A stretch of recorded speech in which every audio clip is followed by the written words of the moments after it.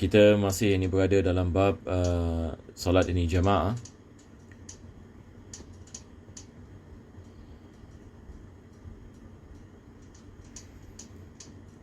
Dan pada pengajian kita yang lepas ya, kita sedang ini membicarakan berkenaan dengan hukum ini menunggu orang lain. Yang ini maksudnya kalau kita imam, kita sedang melakukan solat. Jadi maksudnya di sini, apa hukumnya kalau sekiranya kita mengetahui ada jemaah yang nak masuk ke dalam solat. Ada jemaah nak masuk ke dalam salat dan kita menunggunya. Adakah disunatkan yakni kita? Adakah kita disunatkan kita menunggunya? Maka kita kena lihat kalau sekiranya kita menunggunya dan jemaah ini memang dia sentiasa mementingkan untuk mendapatkan rakaat ini bersama imam, dan dia bukan yang jenis ini manusia yang sengaja melambat-lambatkan, maka disunatkan kita menunggunya. Tetapi kalau sekiranya dia adalah orang ini yang biasa melambat-lambatkan, maka tidak disunatkan kita menunggunya. Dan juga kita membicarakan kalau sekiranya kita ada keyakinan yang dia akan masuk ke dalam solat. Beza kalau sekiranya kita tak tahu sama ada orang ini akan masuk ke dalam solat ataupun tidak, maka tidak disunatkan yakni kita menunggunya. Dan Syekh ini Al-Fawrani ini mengatakan diharamkan. Kadang-kadang ini menunggu ini boleh menjadi haram. Ini dia mengatakan kalau sekiranya kita menunggu seseorang disebabkan kita kenal kepadanya. Jadi kita boleh yang ini menunggu dengan syarat ini kita tidak membezakan. Kita tidak membezakan orang ini yang nak masuk ke dalam salat. Jadi ini adalah sikit sebanyak apa yang kita membicarakan pada kali yang akhir. Jadi insya-Allah pengajian kita pada hari ini akan mula di sini ya. Jadi kita berada pada muka surat 270. 270.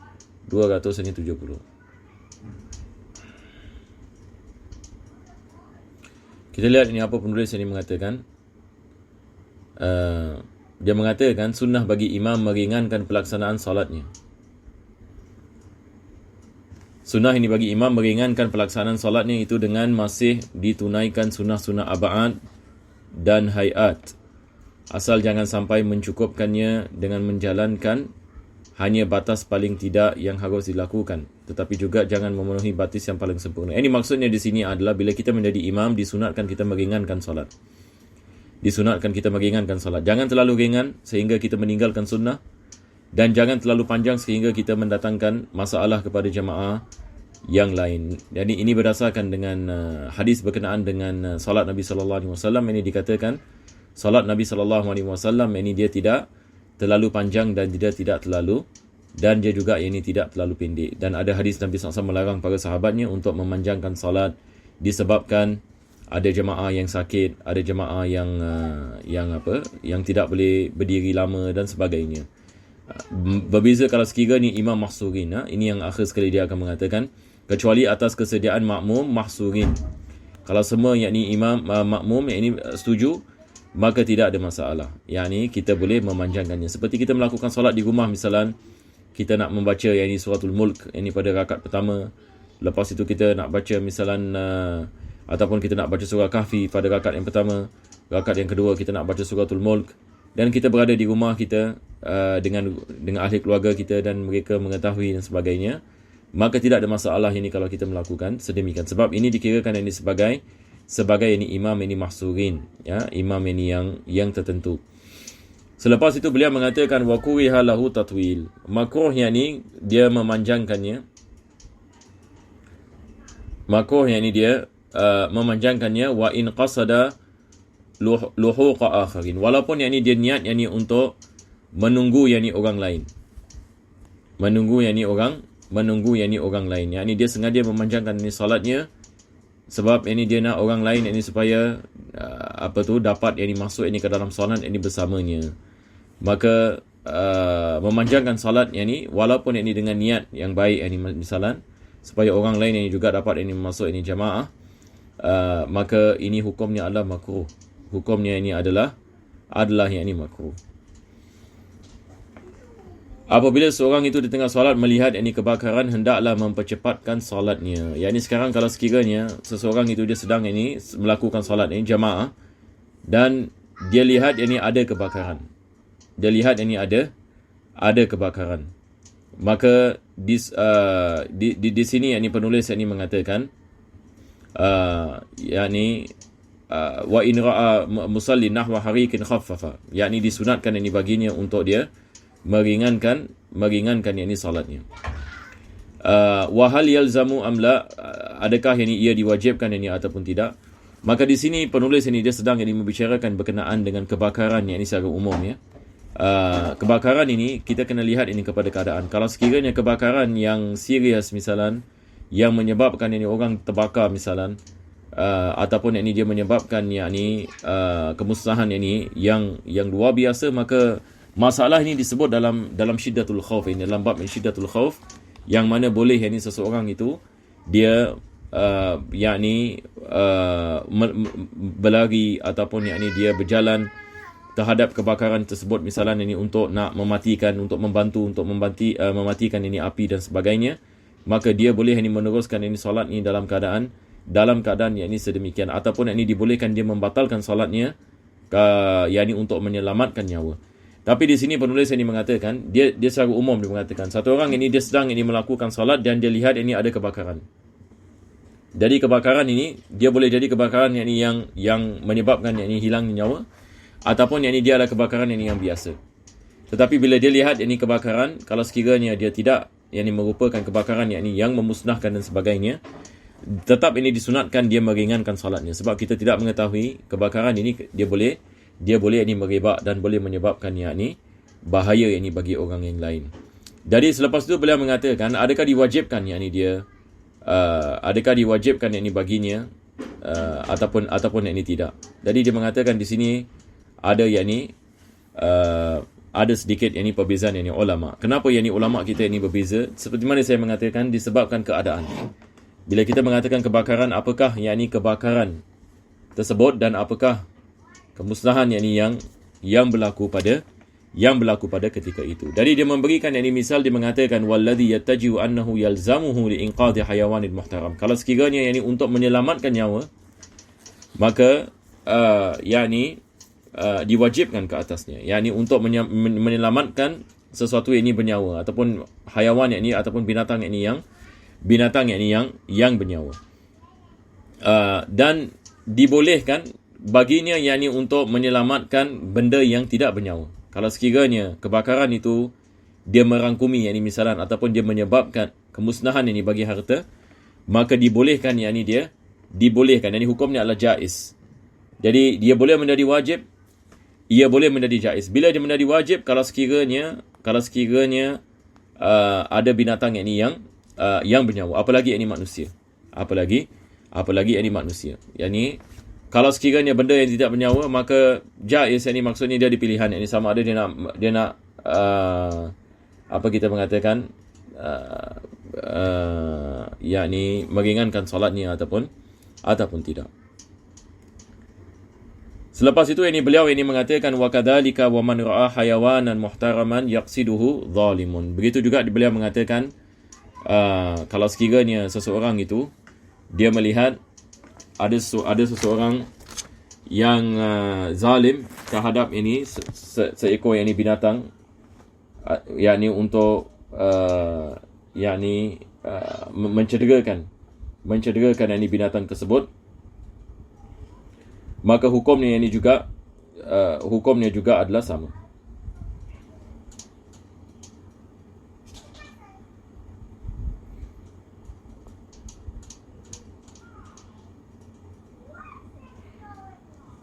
Selepas itu ini beliau mengatakan au yaghiqu lazimahu takhlisuhu wa ta'khiru salatin au ibtaluha in kana fiha.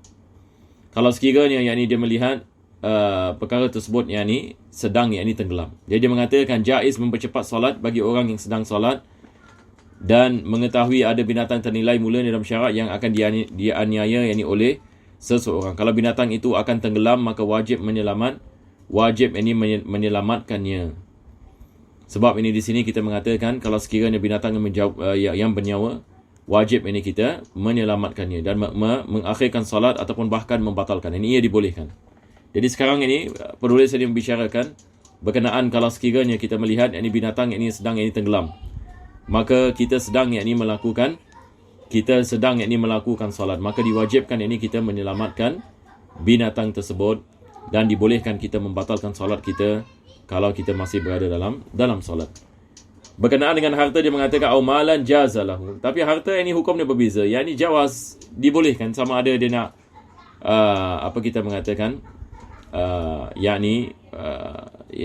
mempercepatkan solatnya ataupun ini melambatkan solatnya. Maka di sini maksudnya di sini adalah penulis ini dia sedang memberitahukan kepada kita beza berkenaan dengan menyelamatkan harta dengan menyelamatkan binatang bernyawa. Manakah perkara yang kita kedepankan? Kita kedepankan menyelamatkan binatang yang bernyawa, termasuk yang ni manusia. Tapi beza yang ni hukumnya berkenaan yang ni dengan harta. Tetapi dibolehkan bagi seseorang itu untuk membatalkan solatnya. Dibolehkan baginya yang ni untuk dia membatalkan solatnya. Tapi di sini soalannya adalah adakah diwajibkan baginya ataupun yang ni tidak? Maka kita kena lihat ini kepadaan. Kalau sekiranya menyelamatkan nyawa, maka ia boleh menjadi yang ni mewajibkan. Tapi yakni berkenaan dengan harta, ia tidak, yakni diwajibkan tapi ia dibolehkan. Jadi saya harap ini kita boleh faham insya-Allah ya.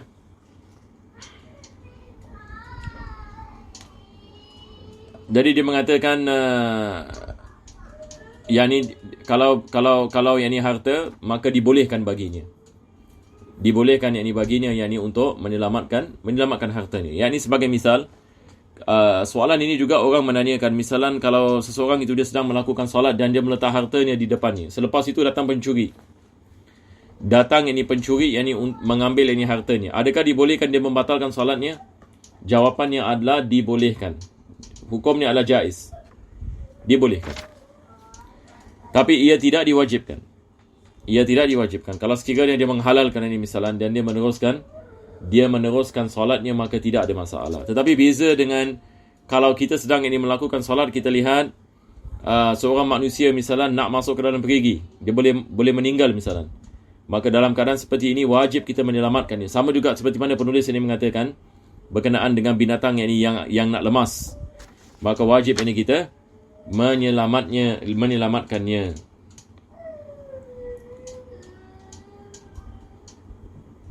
Selepas itu ini beliau mengatakan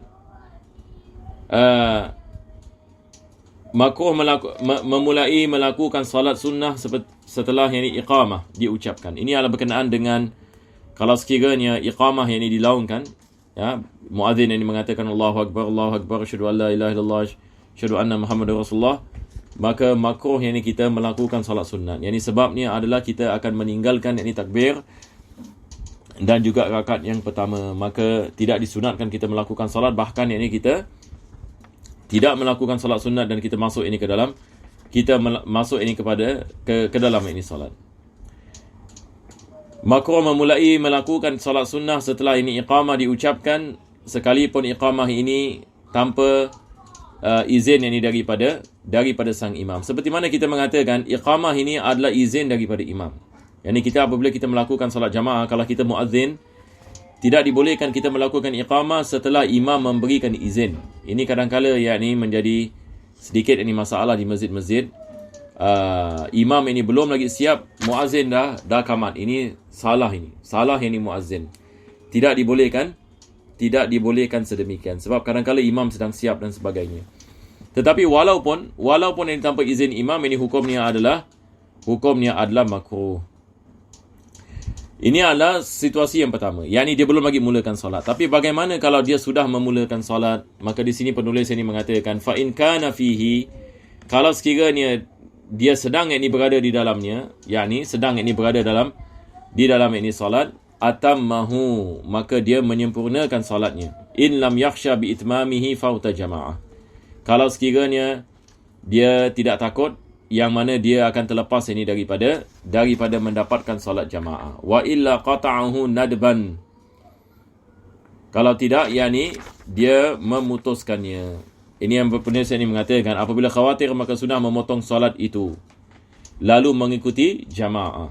Yani kalau sekiranya dia kalau meneruskan ini solat sunatnya, maka dia akan kehilangan jamaah. Jadi mana yang ini lebih penting?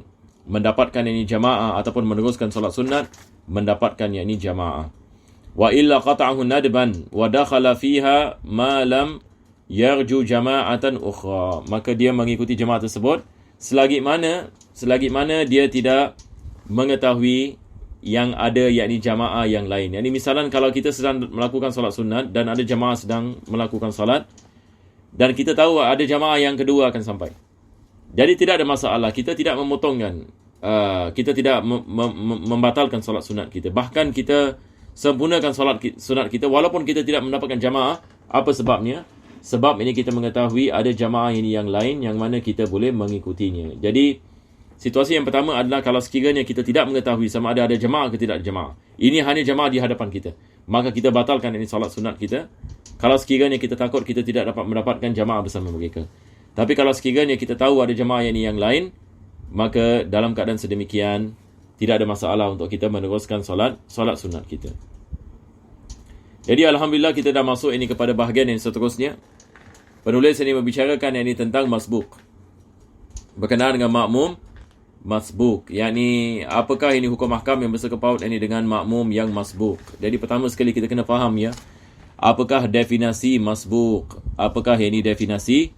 Apakah definisi yakni masbuk? Yakni bila kita mengatakan masbuk dalam ilmu fiqih, ini maksudnya seorang makmum yang masuk ke dalam solat dan dia tidak mendapati masa yang mencukupi untuk menghabiskan Fatihahnya. Yakni dia tidak ada masa yang mencukupi untuk menghabiskan Fatihahnya. Yakni seperti apa? Yakni dia masuk ke dalam solat ini Allahu Akbar. Jadi dia pun baca Fatihah. Dia baca Fatihah dan dia tak habis Fatihah, imam ini ruku Allahu Akbar. Ini kita mengatakan masbuk. Jadi sekali lagi saya ulang ya. Masbuk yang ini maksudnya seseorang makmum yang tidak dapat masa yang tidak dapat menghabiskan Fatihahnya bersama imam. Dia tidak mendapatkan menghabiskan Fatihahnya bersama imam. Maka ini dikirakan ini sebagai masbuk. Jadi kita kena pay attention ini kepada definisi ya. Jadi penulis ini mengatakan wa tudghaku raka'atun limasbuqin adrakal imam raki'an. Maka dia mendapatkan rakaat, ini penulis mengatakan satu rakaat didapatkan bagi makmum masbuk yang mendapatkan imam dalam keadaan rukuk. Dia akan mendapatkan rakaat dengan dua syarat. Jadi pertama sekali maksudnya di sini adalah makmum yang masbuk ini bila dia masuk ke dalam solat dia mendapatkan rukuk bersama imam. Sekarang soalannya adalah bagaimana kita nak mengetahui dia mendapat rakaat ataupun dia tidak mendapat rakaat? Maka dia akan mendapatkan rakaat kalau dia mendapatkan rukuk bersama imam. Tapi kalau dia tidak mendapatkan rukuk bersama imam, maka dia tidak mendapatkan rakaat. Boleh insyaAllah. Kalau dia tidak mendapatkan rukuk bersama imam, maka dia tidak mendapatkan rakaat. Jadi lepas itu dia membicarakan ini syarat-syarat yang seterusnya.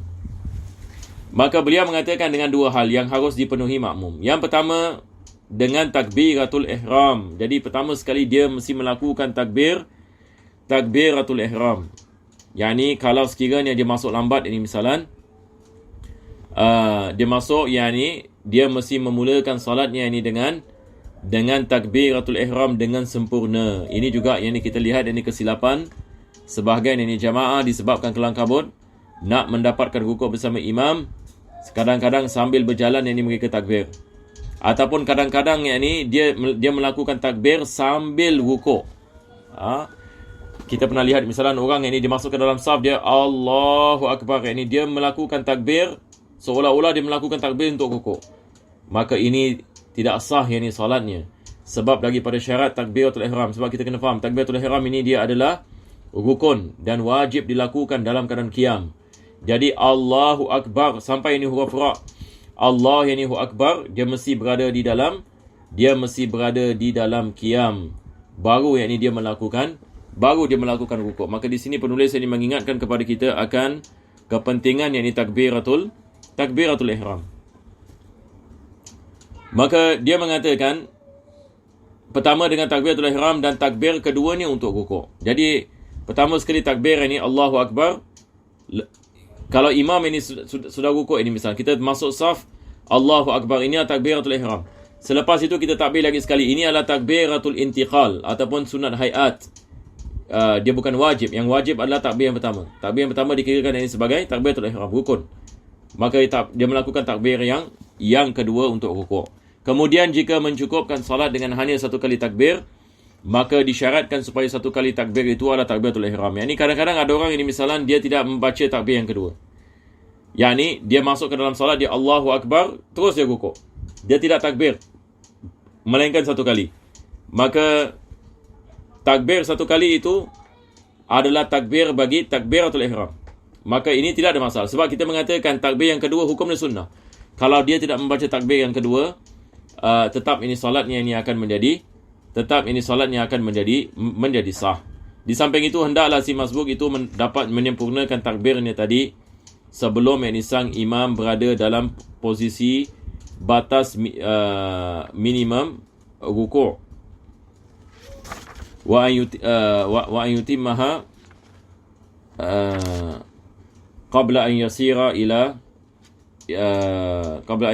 ila aqallil rukuk. Yani maksudnya di sini sekarang bagaimana kita nak mendapatkan rukuk rakaat yang bersama imam ini, kita mesti mendapatkan rakaat yang bersama imam ketika imam ini sedang dalam posisi rukuk. Jadi bila kita turun ini, kita mesti mendapatkan tumakninah bersama imam dan imam masih berada dalam posisi rukuk. Dan posisi yang minimum dalam rukuk adalah apabila tangan ini berada di bahagian lutut dan badan kita ini berada dalam keadaan sedemikian. Yakni apabila imam ini meletakkan tangannya pada lututnya, maka badannya dalam posisi itu, ini adalah aqallu rukuk. Seperti mana kita membicarakan dalam rukun rukuk yang paling minimum adalah apabila tangan kita ini berada di dalam pada lutut kita. Dan selepas itu beliau mengatakan wa illa lam tanaqid illa li jahilin fatanaqidu lahu naflan. Yakni kalau sekiranya syarat ini tidak ada, misalan satu orang ini misalan dia masuk ke dalam salat, dan dia tidak mendapatkan tumakninah ini bersama imam. Dia tidak mendapatkan tempat ataupun had rukuk ini bersama imam. Begitu juga kalau sekiranya dia tidak menyempurnakan takbir bagi takbiratul ihramnya, maka dia tidak mendapatkan rukuk dalam keadaan yang pertama tadi, sebab dia tidak mendapatkan rukuk ini bersama imam. Rakaat itu tidak dikirakan, melainkan kalau sekiranya orang tersebut adalah orang yang jahil, maka ia diberikan kepadanya sebagai sesuatu yang sunnah. Saya lihat mungkin ada sedikit dalam bahasa Arabnya seperti ada perbezaan sedikit sekejap ya.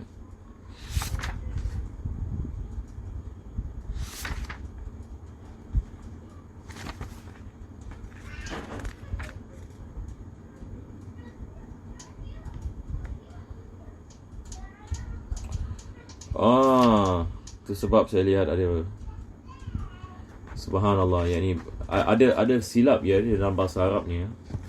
Lain kali nak kena cross check. Ada benda yang tidak disebutkan di sini.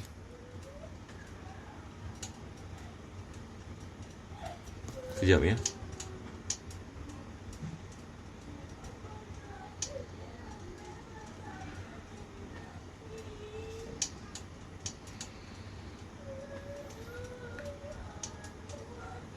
Pertama sekali penulis yang mengatakan wa tudgaku raka'atan di masbukin adrakal imam raki'an bi amrain bi takbiratul ihram summa ukhra li huwin. Ini tidak ada. Ya salam.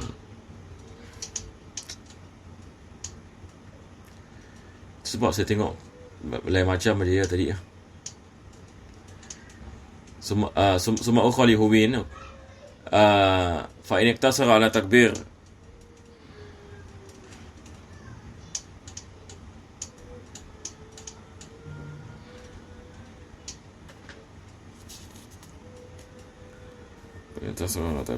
takbiratul musyriki tolak.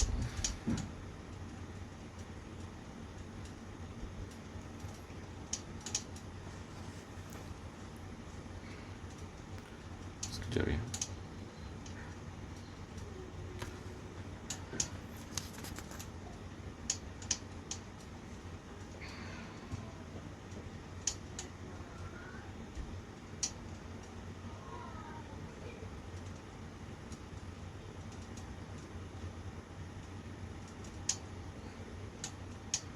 Wa yutimmaha qabla an yasira ila aqali ruku' wa illa lam tanaqid wa yutimmaha qabla an yasira ila.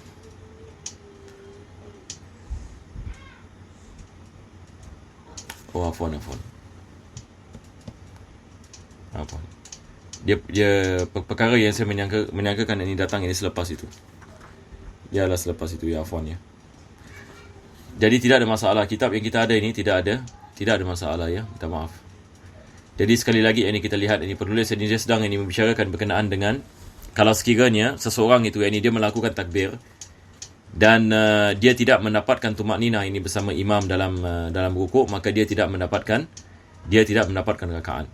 Sebelum itu kita membicarakan berkenaan dengan pentingnya untuk kita melakukan takbir yang sempurna, yakni bagi takbiratul ihram. Sebab ini takbiratul ihram dia adalah yakni takbir yakni yang wajib.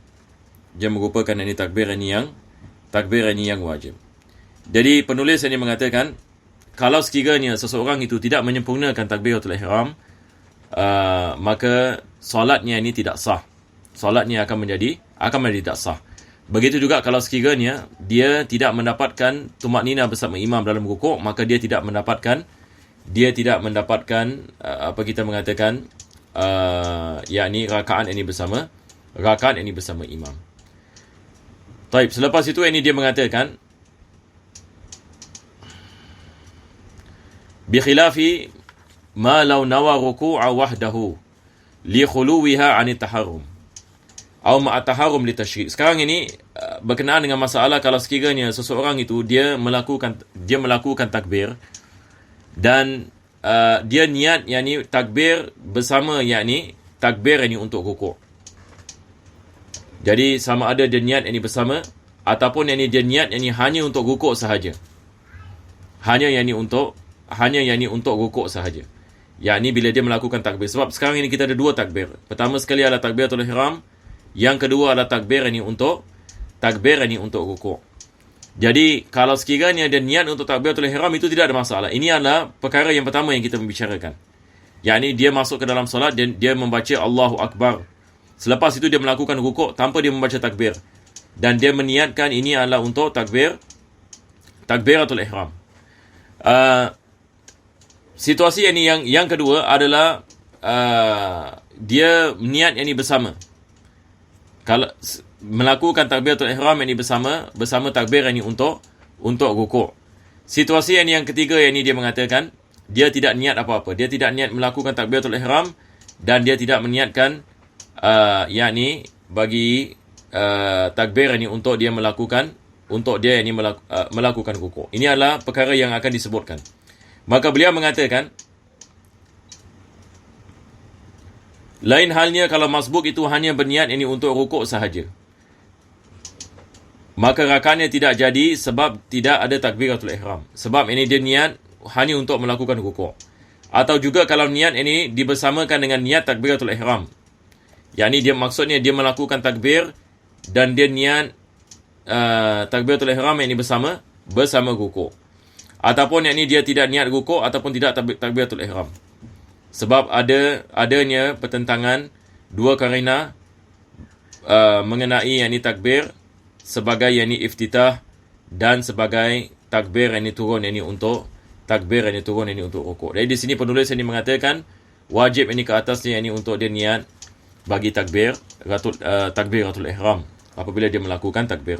Fa wajabat niyatut taharrum. Ini yang dia dikatakan oleh penulis, yakni wajib ini dia niat ini untuk taharrum.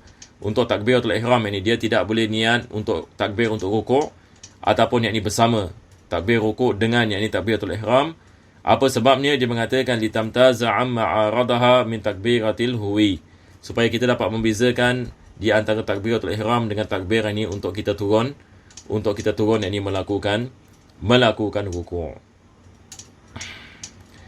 Kita baca lagi sikit dia insya-Allah ya. Penulis ini dia mengatakan wa bi idraki ruku'in mahsub, dengan syarat yang kedua dia mengatakan dengan mendapatkan rukuk yang sahnya imam. Yakni maksudnya solat imam itu sah, rakaat itu imam sah, kita mendapatkan tumaknina bersamanya dalam rukuknya, maka kita mendapatkan rakaat. Apa yang dimaksudnya? Dia akan memberikan misal. Dia mengatakan wa in qasura al-ma'mum falam yuhrim illa wa huwa raki'. Walaupun ini makmum ini dia tunggu imam rukuk baru dia masuk ke dalam solat. Ini ada makmum ini misalan dia apabila imam ini takbir, dia tak nak masuk ke dalam solat, sehingga imam ini nak melakukan rukuk baru dia Allahu Akbar. Jadi dia tinggalkan daripada Fatihah dan dia rukuk bersama imam. Dalam keadaan ini sah ini solat makmum, walaupun ini dia melakukan kekurangan ini di sini. Tetapi apa yang penting penulis ini mengatakan rukuk yang dia mendapat itu adalah rukuk yang sah disebabkan imam dapat menanggung yang di Fatihahnya. Dengan syarat ini solat imam itu adalah solat ini yang sah. Wa kharaja bi ruku' ghayruhu kal i'tidali wa bil mahsubi ghayruhu. Jadi beza ini dengan rukuk ini seperti i'tidal. Kalau i'tidal kita tidak mendapatkan rakaat, dan begitu juga rukuk bagi imam yang ternyata muhdis, yakni dia tidak ada wudu. Selepas solat dia mengatakan tadi saya solat tidak ada wudu. Kebetulan pula dia menanggung Fatihah kita, maka tidak sah kita punya kita mengatakan rakaat tadi tidak sah. Kita nak kena tambah kita kena tambah yang ni rakaat sebab kita tidak sempurnakan Fatihah kita masbuk. Maka dia tidak dapat, makmum itu tidak dapat, imam itu tidak dapat menanggung yakni menanggung Fatihah kita sebab dia ternyata telah batal yakni solatnya. Wa man fi raka'atin zaidah. Seterusnya kalau dia rakaat ini yang zaidah, rakaat ini tambahan ini, misalnya ini imam naik pada rakaat yang kelima, kita masbuk dan dia melakukan rukuk, kita dapat rukuk bersamanya, tetapi dia rakaat yang kelima, maka dalam keadaan seperti ini rakaat yang kelima ini tidak sah, maka dia tidak boleh menanggung Fatihah kita. Jadi kita nak kena menambahkan ini rakaat sebab rakaat itu tidak dikirakan ini sebagai rakaat ini yang sah. Jadi saya harap ini tidak ada masalah ya, kita dapat ini memahaminya. Jadi mungkin yang ini saya rumuskan ya. Di sini apa yang kita belajar hari ini ya. Pertama sekali penulis ini membicarakan ini berkenaan dengan kalau kita melakukan solat disunatkan kita meringkaskan solat. Tidak terlalu ringkas dan tidak terlalu panjang, melainkan kalau kita lihat ada kebakaran, maka disunatkan bagi kita untuk kita meringkaskannya, untuk kita mempercepatkannya, sebab takut kalau apa-apa ini berlaku. Kalau sekiranya ada berlaku yakni boleh berlaku kerosakan yakni kepada yakni binatang yakni yang hidup yang dihormati, maka diwajibkan kita meringkaskan. Diwajibkan kita meringkaskan supaya kita dapat menyelamatkan. Berkenaan dengan harta yakni ada yakni dibolehkan yakni kita meringkaskan, yakni ia tidak menjadi wajib.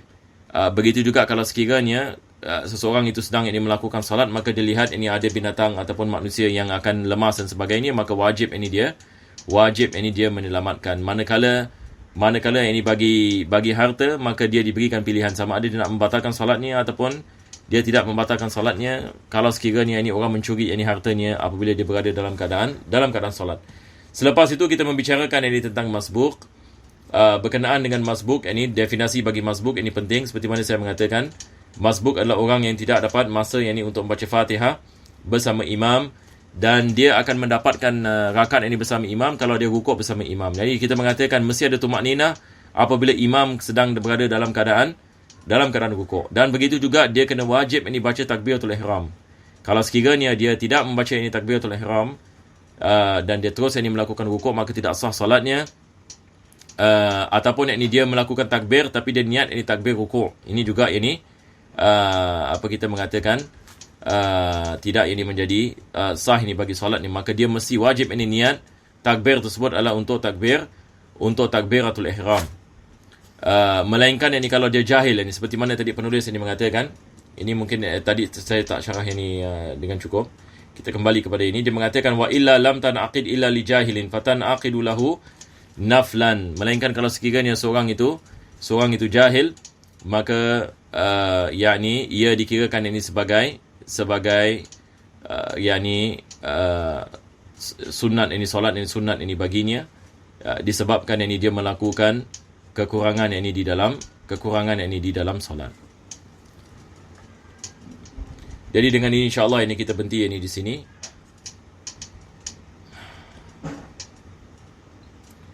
Jadi insya-Allah kita meneruskan pada minggu yang akan datang insya-Allah. Minggu yang akan datang juga ini nampaknya kita juga akan mengadakan online. Di sini kita ada satu soalan. Soalan yang menanyakan, Assalamualaikum Ustaz, Waalaikumsalam, kalau imam naik rakaat kelima, lepas itu makmum baru join, adakah dapat fadilatul jamaah? Yakni makmum dapat ini fadilatul jamaah. Cuma di sini kita mengatakan kalau dia masbuk, imam itu tidak menanggung ini Fatihahnya. Imam itu ini tidak dapat menanggung ini Fatihahnya.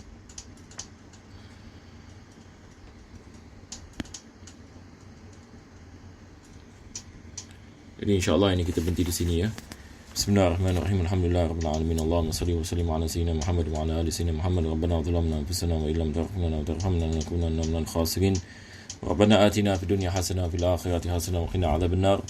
Sallallahu ala sayyidina Muhammadin wa ala alihi wa sahbihi wasallam. Alhamdulillahirabbil alamin.